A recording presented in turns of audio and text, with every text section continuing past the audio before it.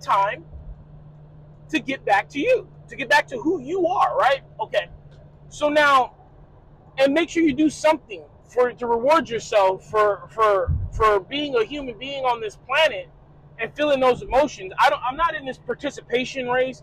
I'm not in the participation trophy type of person. But what I am in is congratulating on somebody that they didn't crash out. Like, it's easy to crash out. It's easy to act a plumb fool. It's easy to be like, oh, you wanted an idiot. You wanted a fight. You got one. But you didn't. You didn't engage in that person. You were able what are you doing? Sorry. Road rage. Almost got hit. Anyway, yeah, but take something, reward yourself. A long walk, whatever. Anyway, that's social media. Now I want to talk about work.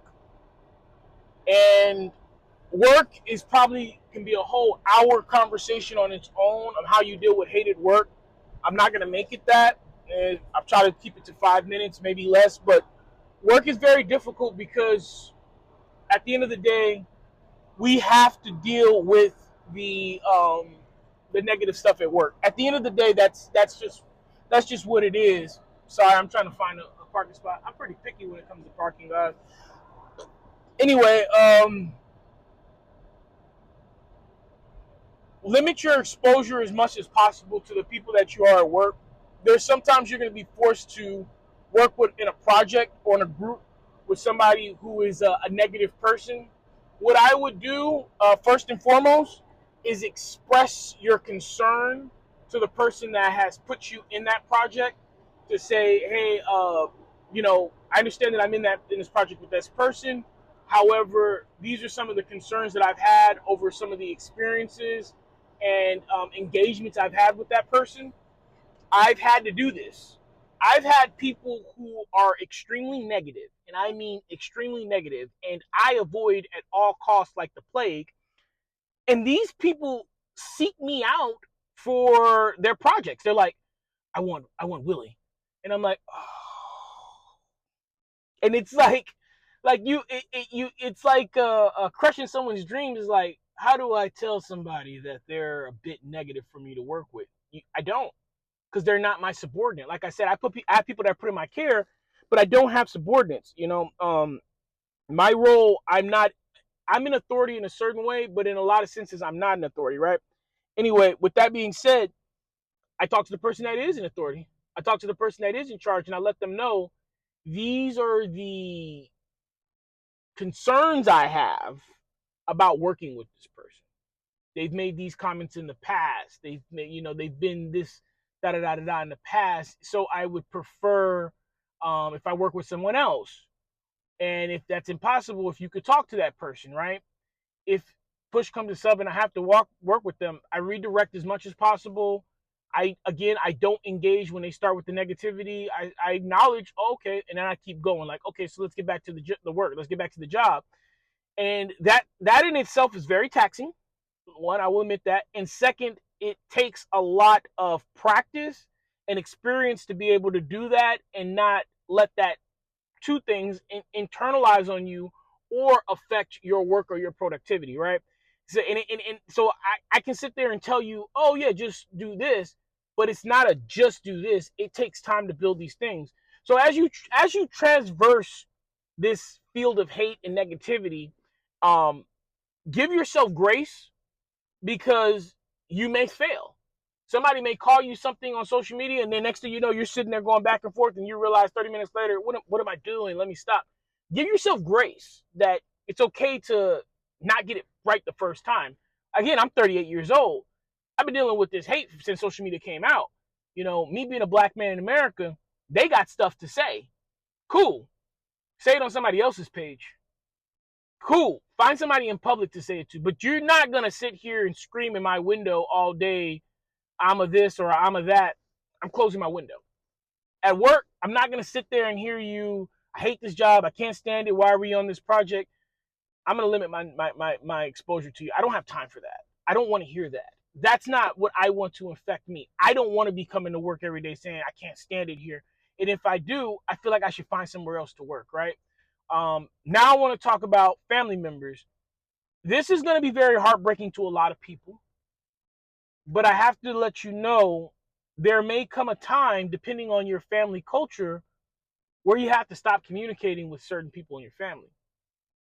You're not required to to put yourself inside the grasp, the reach, the involvement of somebody's consistent belittlement and beratement of your energy and your peace. You are not required to let somebody assault your peace of mind and your tranquility.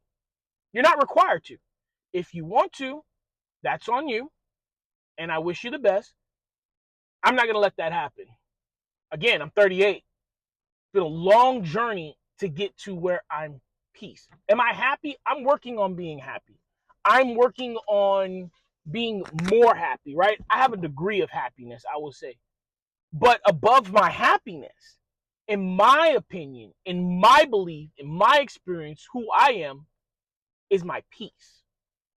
I'd rather have peace than have happiness. And some people say peace means that you're happy, right? And if that's the case, I'm very happy. I prefer peace. I will not let anybody assault my peace. Not friends, not bosses. You will have your boundaries. Even if I work for you, I will create boundaries and I will hold you accountable when you cross those boundaries, and not family members.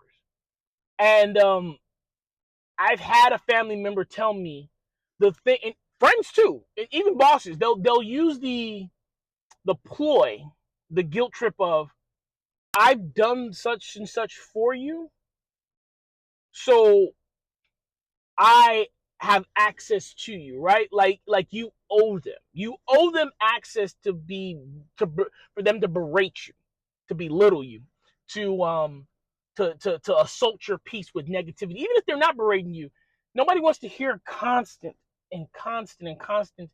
Oh, why is it this way? Oh, is it like, I understand venting. We talk about venting a lot on this channel. We talk about venting with close friends and people of like mind. We need that. Fellowship is so important. It is so crucial. But complaining and negativity is different from venting. It's, man, I'm about to blow up. Can I call you? Man, I'm about to crash out. You got a minute? I got a minute. So, anyway, I told the person that told me this, it was a family member. They had done so much for me. And then they were like, basically, so what you're telling me is after all that I've done and everything that we've been through, it's easy for you to just disembark with me because I'm going through whatever. I said, look, I'm here for you. But there has to be a point where we start to move toward a solution and not just stay in this pit. And let me talk to the things that you done for me. I want to start by saying I appreciate everything that you've done. Thank you so much for being there for me and being able to sacrifice the things you've done so that I can be the person that I am. However, would you respect me?